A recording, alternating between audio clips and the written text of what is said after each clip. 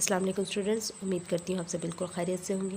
जी students, अगर आप मेरे चैनल पे नहीं हो तो प्लीज़ चैनल को सब्सक्राइब कीजिएगा, वीडियो को लाइक कीजिएगा और शेयर कीजिएगा दोस्तों के साथ, फेलोज़ के साथ और ग्रुप्स में भी।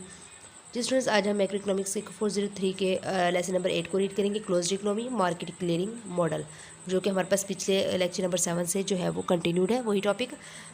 अगर स्टूडेंट्स आपने मेरे चैनल प्रीवियस लेक्चर को नहीं देखा तो प्लीज़ उनको पहले वॉच करें, देन आपको जो है वो इंशाल्लाह इसकी समझ आ जाएगी। लेकिन मज़ीद मैं एक दफ़ा फिर रिवाइज़ करवा देती हूँ यहाँ पे भी कि क्लोज्ड इकोनॉमी और मार्केट क्लियरिंग मॉडल क्या होता है। क्लोज्ड इकोनॉमी हमारे पास वो होती है जो कि हमारे सिर्फ जैसे हमारा पाकिस्तान है, पाकिस्तान की के लिए जो है वो हम चीज़ें प्रोड्यूस करते हैं, वो जस्ट हम सिर्फ पाकिस्तान में यूज़ करते हैं ना, और हमारी कोई एक्सपोर्ट्स इंपोर्ट्स नहीं होती, कोई ट्रेड नहीं होती अदर कंट्रीज़ के साथ, यानी कि कोई लेन देन नहीं है तो कोई तिजारत नहीं होती, यानी कोई दरामदात बरामदात नहीं होती किसी दूसरे मुल्क के साथ, तो वो हमारी क्लोज्ड इकोनॉमी होगी। मार्केट क्लियरिंग मॉडल क्या होता है, जिसमें हमारे पास क्वान्टिटी ऑफ सप्लाई जो है वो इक्वल हो जाए क्वान्टिटी ऑफ डिमांड की, तो वो हमारे पास मार्केट क्लियरिंग मॉडल हो जाएगा। ठीक है, इसके बाद जो है वो डायमेंशनिंग मार्जिनल रिटर्न्स है हमारे पास as a factor input is increase. वो कहते हैं जैसे अगर हम फैक्टर की इनपुट जो है वो अगर हमारा इंक्रीज़ हो जाए तो इसके मार्जिनल प्रोडक्ट जो है वो गिर जाए, तो institution is that increase L while holding के फिक्स। तो हमारे पास क्या होगा, एल जो है वो इंक्रीज़ हो जाएगा जबकि के जो है वो हमारे पास फिक्स हो जाता है। ठीक है, ये खाली इतनी चीज़ें वो ये याद करने वाली नहीं, जस्ट एज एम सी कुछ देख लीजिएगा आप, फीफर मशीन्स पर वर्कर लोअर प्रोडक्टिव। ठीक है, ये जो याद करने वाली जो चीज़ होगी मैं आपको बताती चलूँगी। इसके बाद डिटरमाइनिंग द रेंटल रेट की बात हो रही, वी हैव जस्ट वो कहते हैं कि हम देखते हैं कि MPL मार्जिन प्रोडक्ट लेबर बराबर होता है वेजेस ओवर प्राइस के। तो the same logic shows that, वो कहते हैं इसी तरह ये लॉजिक शो करता है कि MP के मार्जिन प्रोडक्ट के कैपिटल भी है जो वो रेंटल ओवर प्राइस के हो जाएगा हमारे।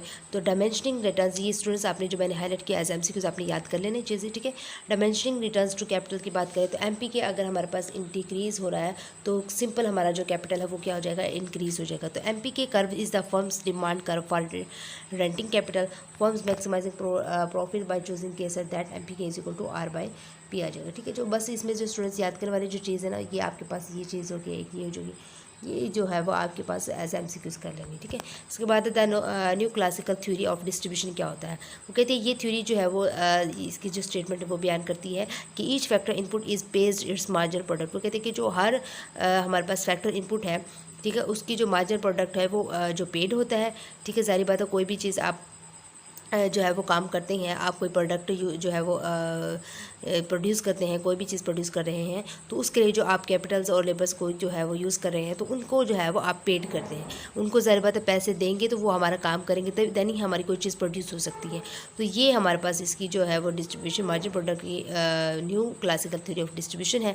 This theory is accepted by most economists. वो कहते हैं कि इस थ्योरी को जो है वो बहुत सारे इकोनॉमिस्ट्स ने जो है वो इसको एक्सेप्ट किया है। ये जो है वो इंपॉर्टेंट आपके एज MCQs के हवाले से। और इसके बाद जो है वो हाउ इनकम इज़ डिस्ट्रीब्यूटेड, ये इंपॉर्टेंट है स्टूडेंट्स आपका as a short and long के हिसाब से आप इसको चेक कर लीजिएगा कि कैसे जो है वो इनकम को डिस्ट्रीब्यूट किया जाता है। हमारे पास जो है वो 3 तरीक़ों से किया जा सकता है। एक टोटल लेबर इनकम हम करते हैं, ठीक है, WPU मल्टीप्लाई L और is equal to MPL multiply L bar.